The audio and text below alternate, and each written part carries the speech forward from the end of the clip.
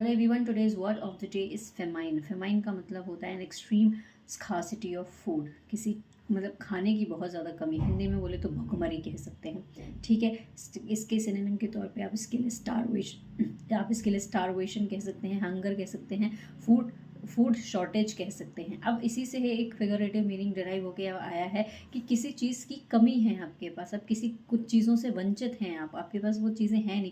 अब वो आइडियाज़ हो सकते हैं, वो अपॉर्चुनिटीज़ हो सकती हैं, वो वो अमाउंट हो सकता है, किसी भी चीज़ की कमी है आपके पास। सो बेसिकली आप इसके लिए क्या कह सकते हैं, अगर आपके पास किसी चीज़ की कमी है तो एक तरीके से शॉर्टेज है आपके पास, डेफिशिट कह सकते हैं आप इसके लिए, शॉर्टफॉल कह सकते हैं, ड्रॉट कह सकते हैं, सूखा पड़ गया, पॉसिटी कह सकते हैं, डर्थ कह सकते हैं, डेस्टिट्यूशन कह सकते हैं, आप इसके लिए स्कार्सिटी कह सकते हैं। ठीक है, कमी है किसी चीज़ की। अगर फेमाइन का मतलब होता है कि किसी चीज़ की कमी है या फिर भुखमरी है, तो इसके एंटोनिम क्या हो जाएंगे? वो चीज़ आपके पास प्रचुर मात्रा में है, तो आप इसके लिए क्या कह सकते हैं? अबंडेंस कह सकते हैं, प्लेंटी कह सकते हैं, सरप्लस कह सकते हैं, प्रॉस्पेरिटी कह सकते हैं, प्लेंटी कह सकते हैं, बाउंटी कह सकते हैं, टीमिंग विद कह सकते हैं, ब्रिमिंग विद कह सकते हैं। आप इसके लिए बोल सकते हैं, ओवरफ्लोइंग कह सकते हैं, कोई चीज़ है।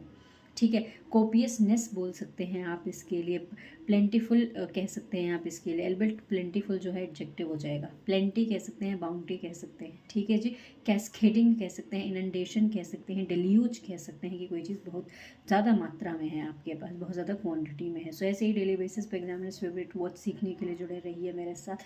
मिलते हैं नेक्स्ट वीडियो में, तब तक के लिए लाइक शेयर सब्सक्राइब।